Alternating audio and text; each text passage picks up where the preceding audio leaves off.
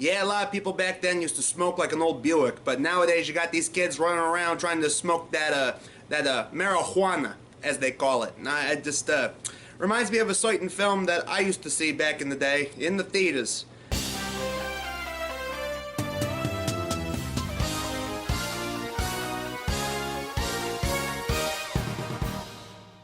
So Reefer Madness came out in 1936, just 3 years before I eventually was teleported straight into the future.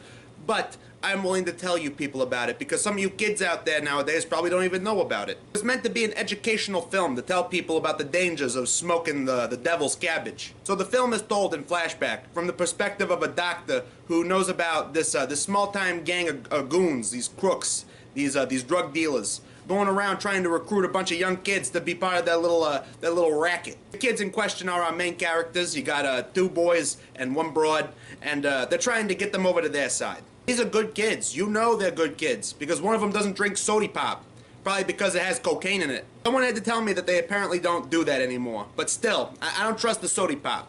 I mean, it's fine that the kid gets a root beer, but drinking soda pop back in 1936, that was just as bad as smoking a little bit of the Mary Jane, which according to this movie is even more dangerous than doing heroin. But despite them being good kids, once the main kid of them, Billy, ends up taking a little too much wacky tobacco, he starts having the time of his life. He starts doing a bunch of fast dancing around at this crazy party they're having. With Cosmo Kramer on the piano, no less. Cosmo Kramer on the piano. Well, I have no idea who that is. Who the hell is Cosmo Kramer? Future Kid, did you write that in there? Because the gangsters start getting Billy more and more hooked on the kush.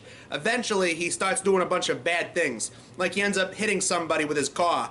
Because apparently, according to this movie, smoking marijuana actually means that you do things faster. Like run faster, play the piano faster, or in this case, drive your car faster. Since the hardest stuff I ever smoke is tobacco, and I have never ever once touched the green stuff before, I'm just gonna take all of that at face value and just accept it as fact. Eventually, Billy is gonna go to jail for what he did, and you know, it's all over the newspapers. The doctor who's telling the story then enters the story. One of the gangsters who was trying to get Billy hooked on all this stuff starts to feel bad about it because he was growing a real friendship with Billy. His lady friend starts feeling bad too, and then she ends up taking too much of the stuff to the point where she ends up throwing herself out a window. As for the gangsters, all the coppers in the city then come rolling out and chasing after them until they're eventually put behind bars. And as for that one gangster that feels bad about Billy's predicament, well, apparently he smoked too much of the dank, so now he just doesn't even know what's going on, so they throw him in a loony bin. This movie really did paint a terrifying picture. I mean, you got kids out there going to try and smoke pot. I seriously hope that people took the message of this movie seriously, and that in the time frame between 1936 to now, people are now trying to get their kids off of drugs and no longer trying to give their kids soda pop. Jeez, so complicated and convoluted. Things were so much simpler back in the day, I tell you what.